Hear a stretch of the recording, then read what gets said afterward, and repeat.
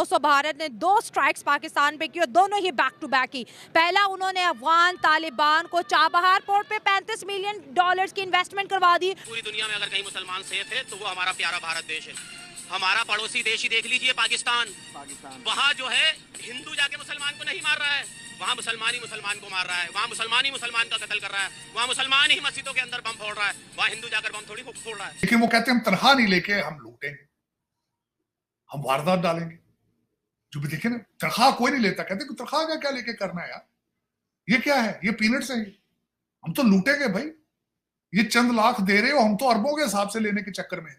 दहशतगर्द हम खुद हैं, अफगानिस्तान नहीं है, क्योंकि जितने भी दहशतगर्द तंजीमें हैं वो हमने खुद बनाए हैं। अच्छा, ये हमने खुद बनाए हैं। अगर हम इसकी हिस्ट्री देखें, सब ने ये मुशर्रफ के दौर से, ये ज़िया के दौर से आ रहे हैं। क्या कहते पहले हम IMF को मिलने के लिए अमेरिका जाते थे या दुबई में मिलते थे, वो पाकिस्तान नहीं आते थे। अब वो पाकिस्तान आ गए हैं, इसको सेलिब्रेट किया जा रहा है।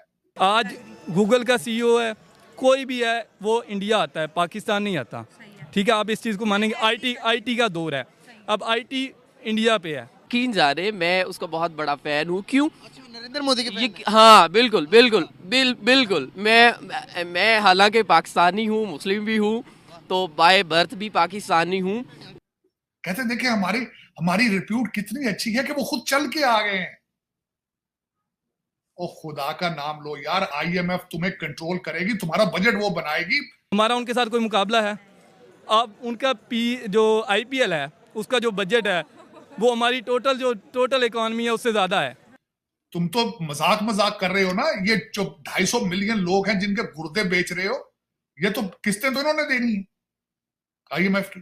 दिनों में अमन और इबादत का महीना रमजान शुरू होने जा रहा है। मैं जम्मू कश्मीर की धरती से पूरे देश को इस पवित्र महीने की अग्रिम शुभकामनाएं देता हूं।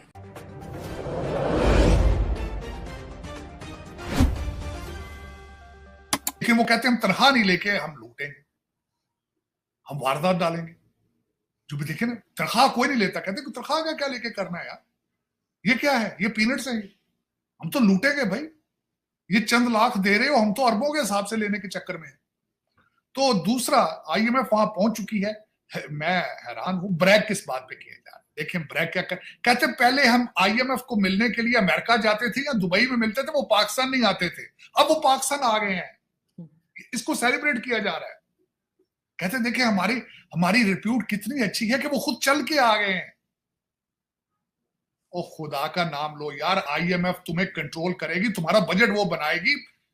तुम तो मजाक कर रहे हो ना। ये जो 250 मिलियन लोग हैं जिनके गुर्दे बेच रहे हो, ये तो किस्तें तो इन्होंने देनी है IMF की।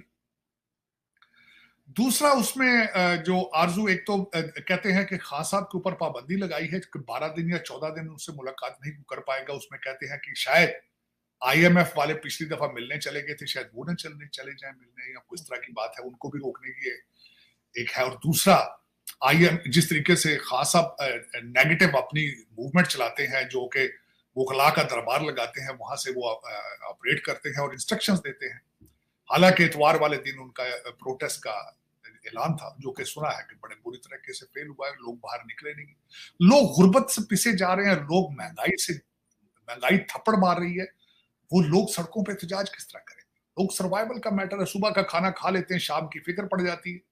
वो कितना अरसा PTI को सपोर्ट करेंगे, कितना अरसा निकलेंगे? वोट तो उन्होंने सुना दिए, बड़े टका के दिए हैं। हालांकि ऐसे बेचारे भोले लोग हैं, 3.5 साल की परफॉर्मेंस नहीं देख पाए। लेकिन हो भी क्या, मेरे बुजुर्ग वालिद साहब हमेशा कहते थे कि बेटा, डेवलपिंग कंट्री जहां लोग तालीम याफ्ता नहीं होते, वहां मजहब का जादू सर चढ़ के बोलता है। वो बोल रहा है पाकिस्तान के अंदर। खान साहब का नाम अब खान साहब नहीं रहा, मुर्शिद हो चुका है। उनका जो सबसे बड़ा मतवाला जो है, हमारे मुसलमानों को वो कर रहे हैं कि भाई आपको लोगों का किस तरह पवित्र मंदिर वो महीना है। मोदी रमजान के बारे में क्या कह रहे हैं सुनिए। साथियों, कुछ दिनों में अमन और इबादत का महीना रमजान शुरू होने जा रहा है। मैं जम्मू कश्मीर की धरती से पूरे देश को इस पवित्र महीने की अग्रिम शुभकामनाएं देता हूँ। रमजान के महीने से हर किसी को शांति और सौहार्द का संदेश मिले, यही मेरी कामना है। दोस्तों क्या कहेंगे आप? हाँ, ये देख ले, बात वही आ गई ना कि ये जो ऊपर लड़का जो इस वीडियो क्लिप का रिएक्शन दे रहा है वो भी मुस्लिम है और गालबन इंडियन शायद होगा, इंडियन मुस्लिम होगा। तो उन्होंने अपने वाज़े अल्फाज में कहा है कि अच्छा, एक और भी बात बता दूँ, ये आगे बात अलग होती है, ये बात आगे अलग होती है कि आया कि ये जो उन्होंने ये कलमात के, इनकी प्रैक्टिकली परफॉर्मेंस कितनी है। अगरचा कि उन्होंने ये अपने अल्फाज ज़रूर कह दिए हैं कि रमज़ान के महीने में जितने भी मुस्लिम हैं वो अपनी इबादत के लिए बिल्कुल फ्री हैं, न्यूट्रल हैं, कर सकते हैं। वहाँ पर एक और चीज़ बताऊँ, कट कर रहा हूँ उसके लिए सॉरी सर। वहाँ पर जब रमज़ान आता है, ये नरेंद्र मोदी बताते हैं, वहाँ की गवर्नमेंट के वहाँ के जितने भी सीएम लोग हैं वो बताते हैं कि हम चीज़ें सस्ती करते हैं। वहाँ पर रेट भी बहुत कम हो जाते हैं रमज़ान के महीने में। एक हिंदू स्टेट है, हाँ। हिंदू स्टेट डिक्लेयर तो नहीं है, सेकुलर स्टेट है, लेकिन हिंदू मेजोरिटी में है, लेकिन फिर भी वहाँ पर मुसलमानों का इतना ख्याल रखा जाता है। यहाँ पर क्या हो रहा है? क्या यहाँ पर चीज़ें रमज़ान आए तो चीज़ें सस्ती होती हैं या महंगी हो जाती हैं? ये आपने बहुत अच्छा क्वेश्चन किया, ये बहुत अच्छी बात आपने कही कि हमें एज आ मुस्लिम खुद सोचना चाहिए, बल्कि इंडिया को छोड़ दे जो कि एक सेकुलर स्टेट है, हम भी चूँकि सेकुलर हैं, इंडिया को छोड़ दे, पाकिस्तान को भी छोड़ दे, पूरी दुनिया में जब रमज़ान आता है तो बहुत से यूरोपियन कंट्रीज़ भी वो चीज़ें सस्ती कर रहे होते हैं। क्यों? क्योंकि वो कहते हैं मुस्लिम का रमज़ान आ गया। लेकिन बदकिस्मती से हम क्या इस चीज़ का लाया अमल दरकार करें कि हमारे ही मुल्क पाकिस्तान में, जो कि एक सुपर पावर भी मुस्लिम कंट्री में शुमार होता है, कि इधर चीज़ें एटॉमिक पावर भी कंसीडर होता है। इसके बारे में पता नहीं, ठीक है, बात जिसने असेंबली में बैठ के सुना, सिगरेट भी पिया है, वो एक दफा मिलने गया था, वकील है और उसने बड़ा जज्बाती वकील है, बिल्कुल खान साहब की खासियत है उनके अंदर। खान साहब को जो ज्यादा लोग इखलाक से गिरी हुई बातें करते हैं, खान साहब को बहुत पसंद है। वो उनको अपनी कैबिनेट का वो झूमर बना लेते थे। पिछली दफा उन्होंने एक दफा आधी बोतल लेकर आए थे जेल के अंदर मिलने हैं, तो मेरे लिए हैरानगी की बात थी। पीटीआई वालों ने कहा था ये आधी बोतल पानी की पाकिस्तान के दरियाओं में डालो जाके, ताकि पूरे, यार खुदा का नाम इस 21st सेंचुरी के अंदर है। और उमर अयूब साहब जो उनके प्राइम मिनिस्टर कैंडिडेट हैं, वो कहते हैं कि हमारे पीटीआई के जो इलेक्शन बॉक्सेस थे उनके अंदर फरिश्ते वोट डाल के गए। यार जहां से इस्लाम शुरू हुआ है अब उन्होंने कम कर दिया। इस दफा रमजान में मस्जिदों में रोजे नहीं खोल रहे, वो वहां पे बॉलीवुड कर रहे हैं, वहां मंदिर बन रहे हैं उस जगह पे।